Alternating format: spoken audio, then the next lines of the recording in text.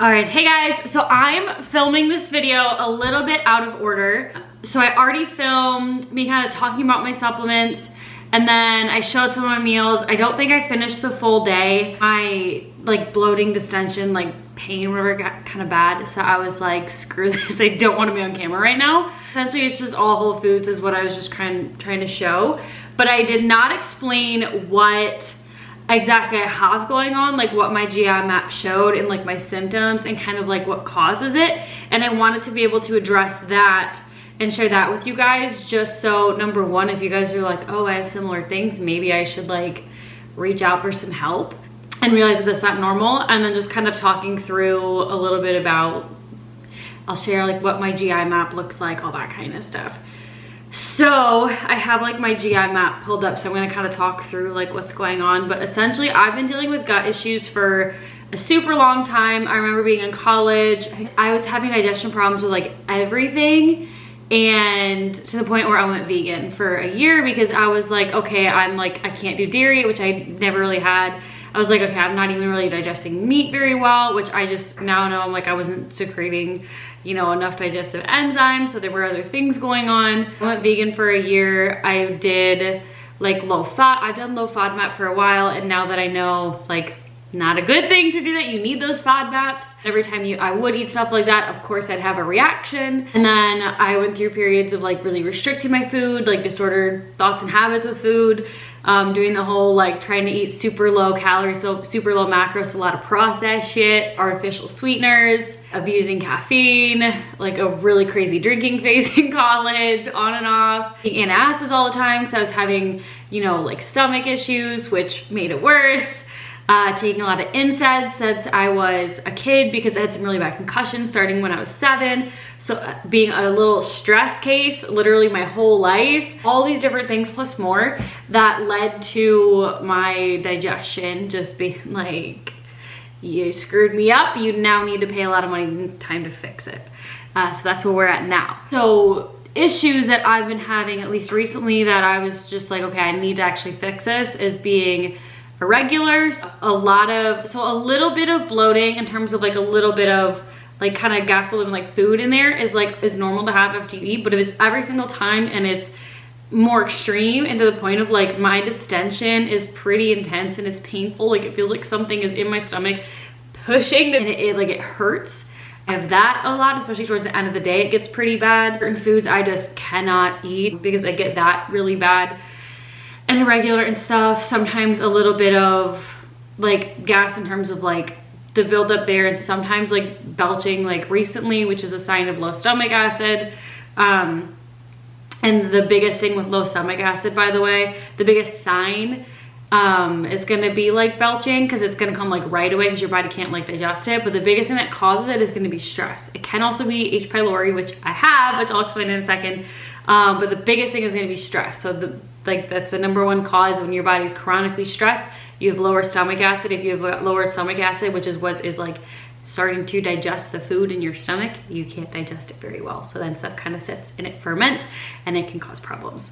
Those are a lot of like my main symptoms, and then just a lot of like brain fog and just fatigue, and recovery's low, my sleep is off, just a lot of other issues that's coming from it's stemming from all these gut issues that I have, which I'll explain here in a second. But essentially extremely high like inflammation in my gut, and also my gut is also struggling to properly absorb nutrients. So even though I eat super healthy and I eat a lot of nutrients, my body can't actually like take those in and utilize them. So I wouldn't say I'm like malnourished or anything, but it's definitely not getting what it needs to. So kind of going into what's going on with my gut. So there's a little bit of E. coli when I took it, which is weird. I did not have any like food poisoning symptoms really at the time. Okay, by the way, a GI map is you shit in a cup. You shit in a cup and you send it in the mail, And then I'll put like a thing on the screen of like kind of what it looks like. So you know when you get like a super comprehensive like blood work panel, it's like that, but for all the bacteria and everything going on in your gut. And there's obviously, there's good bacteria, which is commensal bacteria, and then there is bad bacteria, and we don't want the overgrowth of the bad, and we don't want too little of the commensal. Or the bad is called the opportunistic, I guess I should say. I'll use the words for both. I have, kind of looking through my GI map, I've got low commensal bacteria, and I also have inflammatory bacteria present. Cyanobacteriaceae, I don't know, they're all like weird words. That's the one that's a little high, and that's really big in preventing nutrient absorption. So that's like one of my issues going on with that guy right there. We don't love him. So what's going on is poor nutrient absorption because of partially that, as well as like a leaky gut component. There's inflammation of my gut lining, which again is causing, so leaky gut is just like the mainstream kind of term. So it's intestinal permeability. So typically there's like, it's called tight junctions. So it's kind of like this, like in the lining of your gut, especially like your small intestine. And usually the junctions are tight, so only like nutrients and water can get through it. And on the other side of that is your bloodstream. So then your body can like absorb those things.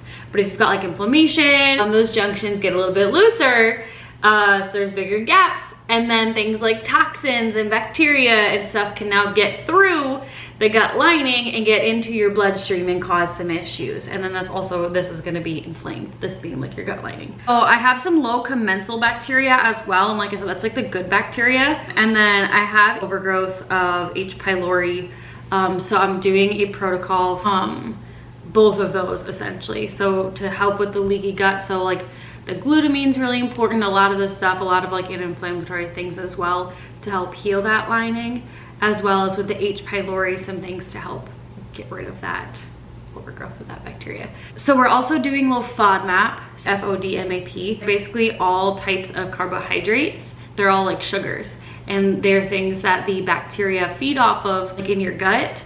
And if they're really high in that, then there's more of them to feed off of. So if they have really high, so foods with really high FODMAPs, and then there's an overgrowth of bad bacteria in your digestive system, they can really feed off of those and then wreak more havoc. So we're doing low FODMAP, which is what I typically eat like, which is not good. You should not always eat low FODMAP. We need to add some of those back in. But if you have some bad bacteria going on in your digestive system, you don't want to give more fuel to the fire, essentially. So we're eating low FODMAP. If you don't know what that is, you can literally search in like FODMAP food list. I'll actually link it in the video if I can remember it. And it's a list of like all the foods that are high, low FODMAP. It's very surprising to see, especially like certain things like zucchini after like 70 something grams is now high FODMAP, which explains why for me, I can't use zucchini as like a volume food like a lot of bodybuilders do, because then my stomach gets super distended and it hurts. That's kind of what's going on. I've got a meal plan with those kinds of foods. The volume of the meals isn't super high, just to help with digestion purposes. And then on my rest days, it's a little bit higher fat, lower carb, and there's a lot of coconut oil in there. It's really good for gut healing, and it's also antimicrobial. This is all, my whole like gut protocol, whatever, was written up by my coach to help me with this, because I need to take all of my emotion and like whatever out of this, just because I'm so frustrated with how long I've been kind of dealing with all of this. Like I said, it's literally been years. It was like middle of college. I'm now 25. A really long time that I've been kind of off and on with issues, and I just wanted to completely give the reins over to somebody else, just because obviously for your own body, and this is the same for like any health and fitness goals, you do have that emotional tie to what's going on and wanting to change like what you're doing to influence the outcome, or whether, you know, whether things seem like they're working or not. Hand it over to somebody else that can just take a subjective look at the data and then call the shots from there. I just don't want to leave anything to chance, just because I want to completely fix this issue, because not only like does it make it miserable, like I stopped, like, I mean, now I just don't like fully prefer it, just because like I go to bed early, all that stuff. I don't want to feel like shit the next day. but like I wouldn't like go out with friends. And even now sometimes like I don't go out with people if my stomach's really bad. Like if it's distended, I look pregnant and it hurts and I'm super uncomfortable and then my whole body feels like achy. I don't want to go out and wear a freaking crop top and go hang out with people. Like I feel like shit. It's just like things like that. Or like I don't go out to eat because I mean partially like I enjoy the foods I eat, but also like I know my stomach can't handle it. But I feel like, and like I don't drink, even having like a drink or two, like my stomach like really reacts to it. And then, you know, my stomach gets really bad. It's either hard to train or I can't train, and my fatigue is really high and I got brain fog, and like it just like really affects your quality of life because your body just isn't freaking functioning and you feel like crap all the time. Or not all the time, but a lot of the time, especially like if it flares up really bad. It's like you just feel like nothing is helping. Like, so a little bit of like also like brief history. I got diagnosed with IBS when I was in college, I think, and they just tried to put me on a couple different like peppermint pills or something. Told me to eat low FODMAP and sent me on my way. I got a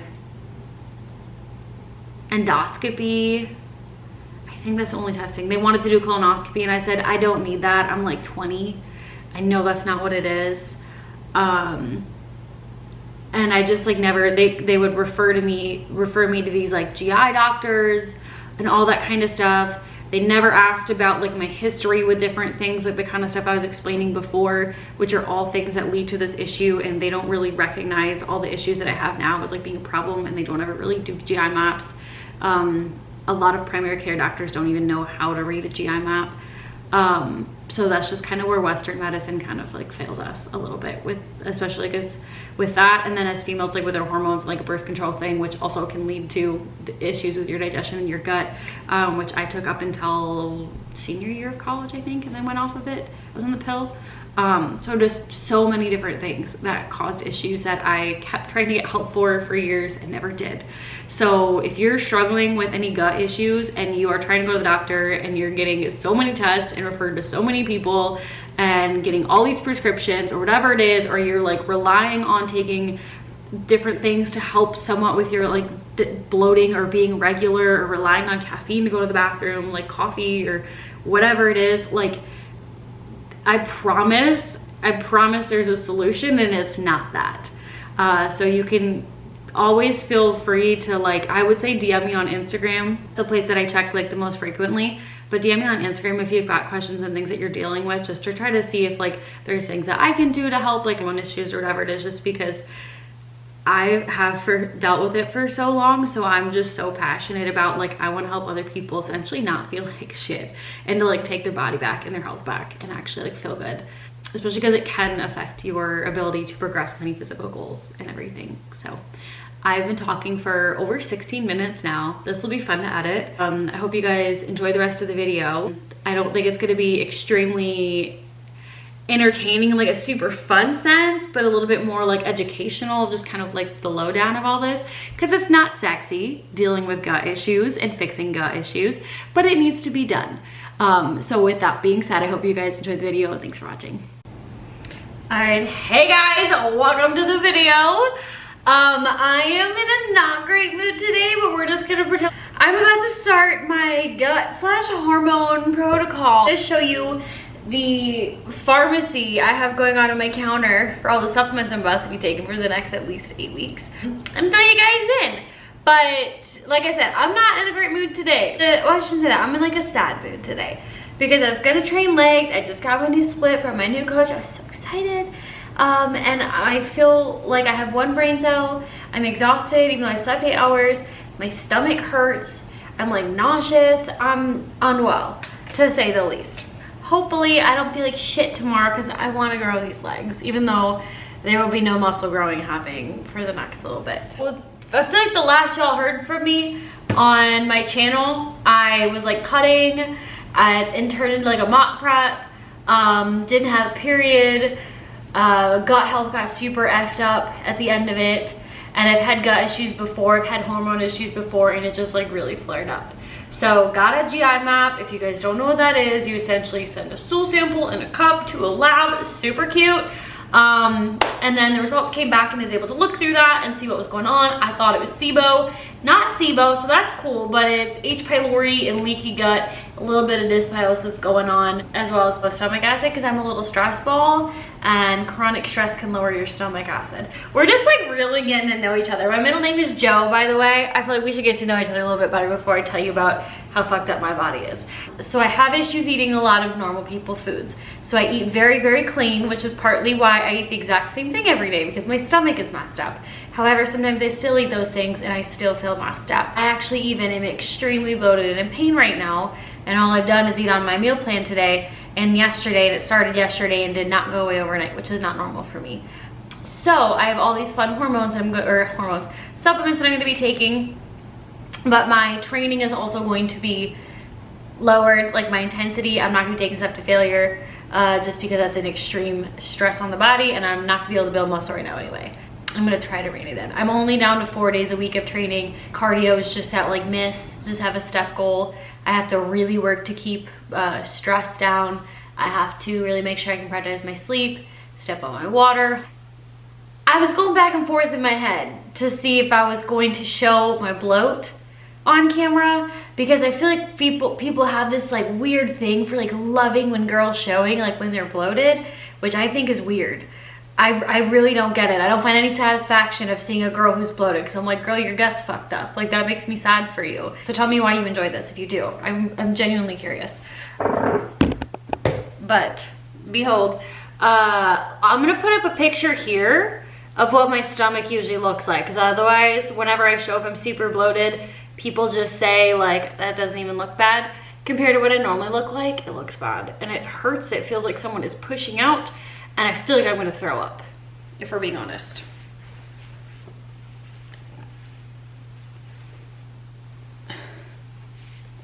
So we got like, I'm aware you can still see a little bit of abdominal lines, but she hurts real bad. She's hard, she's like a turtle shell.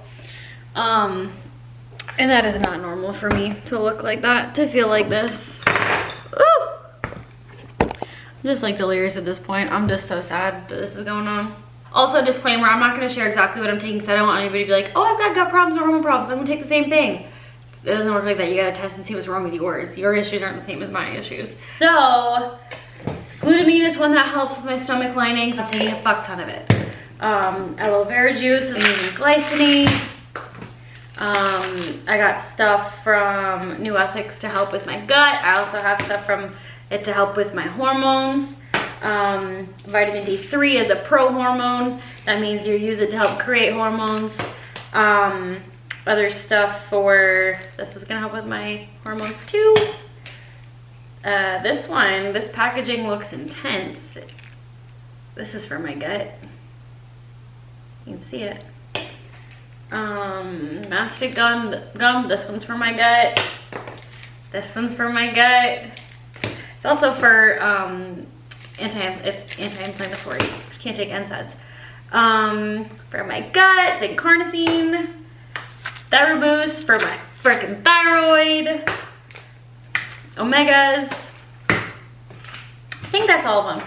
I have a probiotic in the fridge, and then I got DGL that's supposed to be coming, but it's the one supplement that Amazon decided that it needed to take a week and a half to get here, and all these other ones came overnight. Again, opening up a pharmacy right here on my counter. It's just beautiful. Well, this is the night before, because tomorrow is when I'm gonna start taking everything, and then hopefully at some point go try to find, or maybe I can expedite and overnight the GDL, the one supplement that I don't have. So I just kind of wanted to show process of all of that, especially because I have a lot of clients that have functional issues. So if we've got issues with like their gut or their hormones or their thyroid or other things that lead to weight loss resistance, the protocols can be a little bit strict for a little bit. It could feel a little bit worse before it gets better, but you kind of just, you gotta roll with the punches and deal with your stress. Because at the end of the day, if you're in a little stress case and you're trying to fix these functional issues and you don't deal with stress, you're not gonna really fix the functional issues. So that's all I have for you right now. I'm feeling in like a kind of hyper, kind of sassy mood. I feel like I don't ever show this side of me on social media. So here you go. But I'll catch you guys at some point tomorrow. I swear to God, this camera sucks at focusing. So if half of this was not in focus, I'm so sorry, but I'm gonna keep it like that. All right, it's the next morning. It's starting all the supplements. I just opened up all the containers. These are all the pills I gotta take. This morning, I feel like a drug dealer. And I also got my aloe vera juice. I'm gonna shop back, and then I'll have some glutamine, take all these, and then get started with breakfast.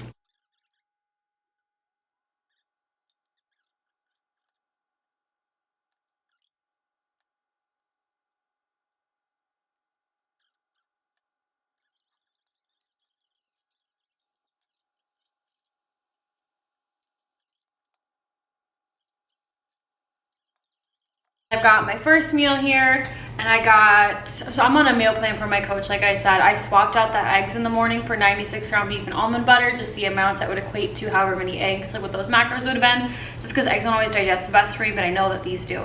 So I've got oats, I've got the ground beef, I've got almond butter, I got blueberries, and then in the oats, since I can't have artificial sweeteners, I use this like flavored stevia, like the caramel flavor with some cinnamon like mixed into the oatmeal. So I'm gonna eat this. That's all the supplements I need now. Before my pre-workout meal, I'll have to have more, I think just glutamine. I'm gonna be like re-referencing my sheet of like my protocols for a while, because there's so many like certain meals, certain times a day kind of stuff. But this is like not my favorite meal of the day. All my meals are my favorite meal of the day, but I freaking love this one. So yeah, I'm gonna eat this. Okay. Making my pre-workout meal. I had another serving of glutamine, and then I waited a little bit because I don't like to drink water right before I eat, because it technically increases the pH of your stomach acid so you don't digest as well, and I need all the help I can get. And then my pre-workout meal is going to be cream of rice. I take a lot of cream of rice. And then I did protein isolate, like a whey isolate. I've been a caramel girl lately. So I got salted caramel from Legion, because it doesn't have a bunch of artificial crap, because I can't have that with my stomach.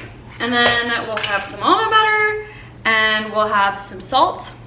I also, after I mix the protein powder in, I usually microwave it again, so then it's like a cakey consistency. I'm all about getting a little bit more volume out of it, but I just really don't want it to be soupy. So I'll make it cakey, which I don't love that, but then I add a little bit more water in, and then she's perfect. She's like fluffy, she's like thick, there's some good volume, like it's just a good time. So we'll do this, and then I'll add, these are nice.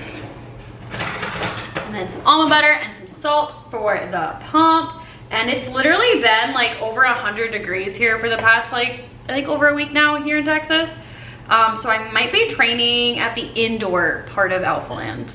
There's like, technically, for those of you that don't know, there's 3 gyms in Alphaland. Gym 1 is like a commercial gym kind of vibe. Gym 2 is like an outdoor kind of warehouse vibe. And then Gym 3 is like this tiny little shack thingy. So I typically like to train in Gym 2, because again, warehouse vibes, good equipment, kind of like bodybuilding, loud music, you can throw your weights and grunt kind of thing. Gym 2, again, commercial gym vibes, not my favorite. However, there's air conditioning, and I don't want to sweat my freaking face off, because people keep making comments of like, oh my gosh, you work so hard. Like you look like you had a really hard workout, just because I look like I'm dripping like a freaking dog. So, little random story, but I'm gonna eat this and then show you my next meal. All right, so I'm gonna be honest, it's a few days later and I'm finally sitting down to kind of wrap up the video. I didn't show all my meals before, but basically I figured I'd just kind of walk you through it. I put like a clip in the beginning of the video, I think. So it's all whole foods. The only processed thing that I'm eating right now is gonna be the isolate protein from Legion, which I now work with. So code Laini will save you. But the reason that I work with Legion, the reason that I can actually have their products right now, even on my gut protocols, because they don't have a bunch of added shit in them. Like they're even sweetened with stevia, which is the only sweetener that I can use right now.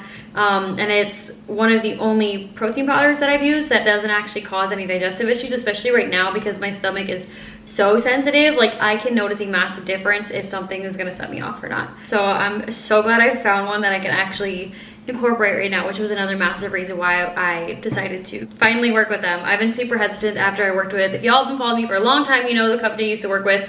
I don't want to talk any shit on them, but their products fucked my stomach so bad, and I have a lot of clients that would use them and they would talk about the same issues, and I'd be like, okay, let's pull it, and they'd be fine. So I was like, yeah, I can't work with this company anymore. Like, knowing that for not only myself, but like the people that I wanted to make sure their health was good, like it was, you know, causing bad problems for them. So that aside, so I showed you that for those first two, and then post-workout I have chicken, rice, green beans, super fun. And then I have ground beef, sweet potatoes, green beans. I started swapping out because my body works best with higher fiber, so closer to like the 30 range. So I've been swapping out a little bit of the sweet potatoes for some raspberries because there's gonna be more fiber in raspberries. So we're doing that. And then my last meal is really sad. It's rice cakes. It's like 2 of them with almond butter and then protein powder. And it's supposed to, my coach meant for the protein powder to be drinking like a shake, but I mix it with a little water, make it like an icing to put on top. It's super good. I used to do that as like a pre-workout snack all the time if I didn't have time like a 4 full meal, or if I just had like a little sweet tooth.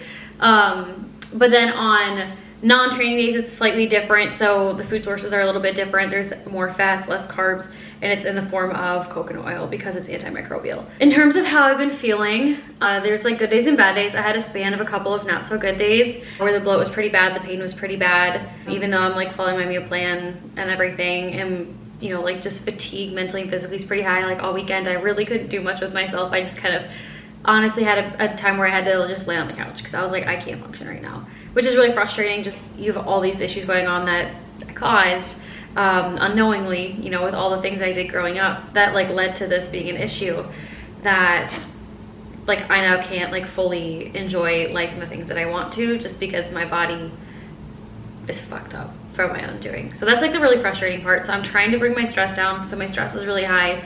That makes it flare up even more. Your stress is going to directly impact your gut, also your hormones. So that's something that I need to keep working on. As much as I try to have like a morning routine that's not stressful, and like allowing myself to relax and all that kind of stuff, and allowing a rest day if I need it, mentally it's just still difficult to get myself to do, which I know a lot of people can kind of relate to. So I kind of wanted to just share this whole rambling right here, and I might not even just edit it, but I just kind of want to just be super honest of like, I'm definitely really struggling, and there's periods, like it's usually like a week or a couple days where I'm just like physically really not feeling good, so then mentally I'm just really not feeling good. So for anybody that is struggling with any like gut issues or hormone issues or any other stuff like that, like first of all, please don't put it off. I kept putting mine off because I knew, like I said, if I do that, I really have to force myself to take a step back, and I can't do the things that I really love if I'm doing that. But now it's gotten to the point where I still can't do those things regardless, so I have to pull back. Like my body's forcing me to. So whether you're not there yet or if you are there, like I want to encourage you to please like reach out to somebody. I know I used to try to go to doctors, and I would get diagnosed with like IBS, or they'd prescribe certain like just stuff that didn't work. I'd get endoscopies, I got ultrasounds, I got so much, and they all came back as like, you're fine, or you've got IBS, which is not an actual thing, by the way. That's just like a blanket, we don't know what's wrong, we can't find anything, so we're just going to give you some kind of prescription, hope it goes away. Or doctors would say like, yeah, it's normal to not go to the bathroom, you know, every day, or it's normal to like be a little bloated or whatever it is. And like, those aren't normal, and you shouldn't just be prescribed medicines to mask the symptoms versus the root cause, like dealing with the root cause. And it's so frustrating to just get referred from specialist to specialist, to wait months to get in, and then to get there and take that test, and then they come back with nothing. And if you are dealing with a lot of issues like that, you can apply with the link down below for coaching and explain kind of what's going on, and get on a call and like just kind of chat through things, see what's going on and kind of what we can do going forward to kind of fix it. Thank you guys so much for watching. I hope this video was somewhat helpful. If there's any topics relating to gut health or digestion or hormones or anything like that that you guys want to see more content around, whether it's like a sit down informative YouTube video or whatever, please comment down below, just because like I said, I want to be able to use all of this education that I'm, you know, continuing to put myself through to help everybody. So I want to just kind of give you out what's going to be most helpful. So thank you so much for watching. I hope you guys have an amazing rest of your day whenever you're watching this.